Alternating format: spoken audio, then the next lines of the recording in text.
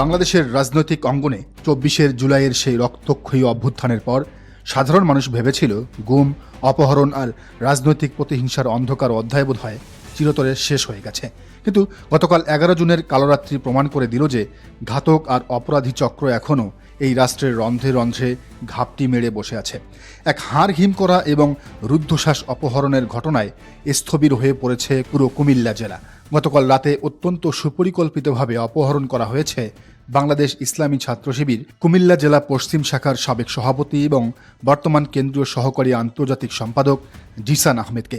২৪-এর পরবর্তী বাংলাদেশে একজন কেন্দ্রীয় ছাত্রনেতাকে এভাবে তুলে নিয়ে যাওয়ার ঘটনা কেবল একটি সাধারণ অপরাধ নয়, বরং এর পেছনে লুকিয়ে আছে এক গভীর এবং বিষধর রাজনৈতিক চক্রান্ত এবং প্রশাসনিক গাফিলতির রোমহর্ষক সাপ্লট। পুরো ঘটনার বিবরণ শুনলে যে কোনো সাধারণ মানুষের মেরুদণ্ড দিয়ে ঠান্ডা স্রোত বয়ে যাবে।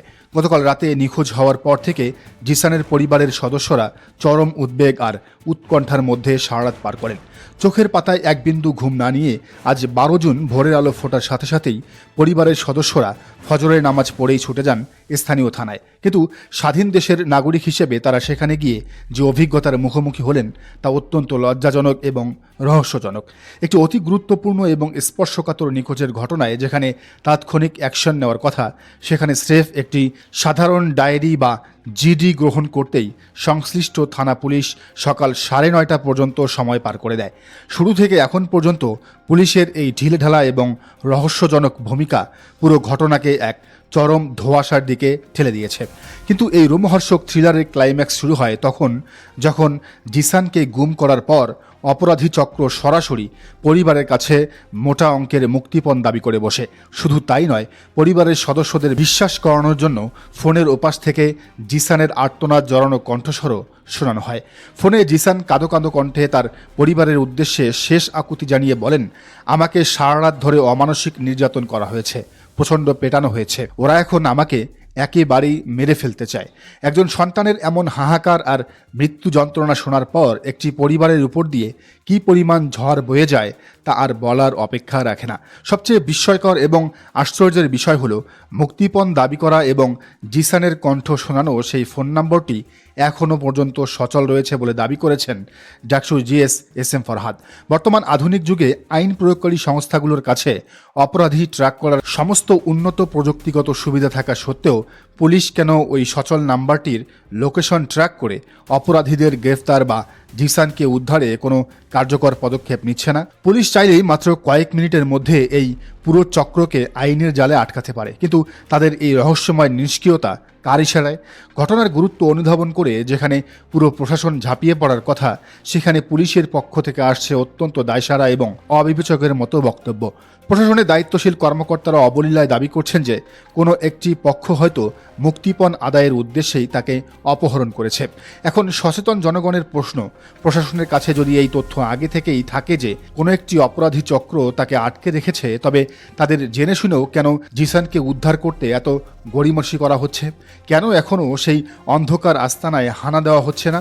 এই অন্ধকারের পেছনের আসল রহস্য খুঁজতে গিয়ে স্থানীয় জনশক্তি এবং রাজনৈতিক বিশ্লেষকদের কাছ থেকে দুটি অত্যন্ত চাঞ্চল্যকর এবং সুনির্দিষ্ট সাবপ্লট বা উপষড়যন্ত্রের গন্ধ পাওয়া যাচ্ছে। প্রথমত, স্থানীয় জনশক্তিদের ভাষ্যমতে জিসান আহমেদ একজন আপোষহীন এবং স্পষ্টবাদী ছাত্রনেতা।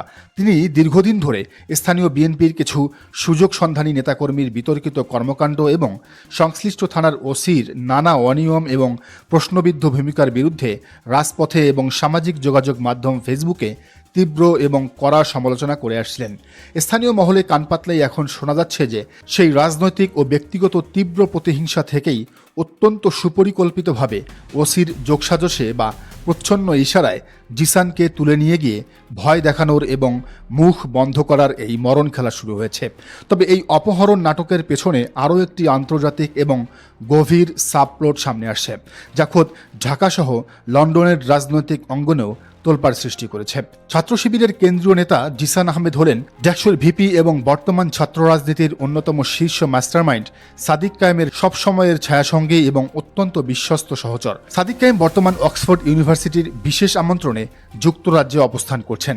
আর কয়েকদিন আগেই পতিত স্বৈরাচারী আওয়ামী লীগের পক্ষ থেকে প্রবাসে বসে ঘোষণা দেওয়া হয়েছিল যে লন্ডনে সাদিক কায়েম, হাসনাত আবদুল্লাহ সহ জুলাই বিপ্লবের অগ্রনায়করা যেখানেই যাবেন সেখানেই তাদের ঘেরাও করে অপদস্থ এবং আক্রমণ করা হবে।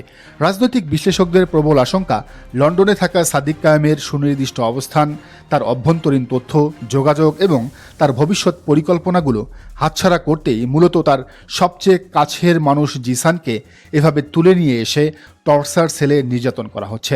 জিসানের মুখ থেকে সাদিকের আন্তর্জাতিক নেটওয়ার্কের তথ্য বের করাই কি তবে এই অপরাধী চক্রের মূল অ্যাসাইনমেন্ট? প্রশাসনের এই চরম গাফিলতি এবং পুলিশের রহস্যজনক ভূমিকার প্রতিবাদে ইতিমধ্যেই ফুঁসে উঠেছে পুরো কুমিল্লা জেলা। ইসলামী ছাত্র শিবির কুমিল্লা জেলা উত্তর শাখার পক্ষ থেকে আজই তীব্র ক্ষোভ এবং নিন্দার দাবানল ছড়িয়ে পড়ছে। তারা স্পষ্ট জানিয়ে দিয়েছেন যে প্রশাসনের এই দ্বিমুখী আচরণ আর বরদাস্ত করা হবে না। জিসান আহমেদকে অক্ষত অবস্থায় অবিলম্বে ফিরিয়ে আনার দাবিতে এবং পুলিশের রহস্যজনক নিষ্ক্রিয়তার বিরুদ্ধে তারা রাজপথে তীব্র বিক্ষোভ মিছিল এবং সংশ্লিষ্ট থানার সামনে অনির্দিষ্টকালের জন্য অবস্থান কর্মসূচি পালন করার চূড়ান্ত হুঁশিয়ারি দিয়েছেন। জিসানের এই অপহরণ কেবল একটি পরিবারের হাহাকার নয়, এটি পুরো দেশের আইনশৃঙ্খলা পরিস্থিতির উপর এক চরম চর। সময় দ্রুত ফুরিয়ে আসছে আর জিসানের জীবনের প্রতিটি সেকেন্ড এখন মৃত্যুর সাথে পাঞ্জা লড়ছে। দর্শক, বিষয়টিকে আপনি কীভাবে দেখছেন জানান মন্তব্যের ঘরে। আর এই চ্যানেলে নতুন হলে অবশ্যই সাবস্ক্রাইব করে বেল আইকনটি বাজিয়ে রাখুন।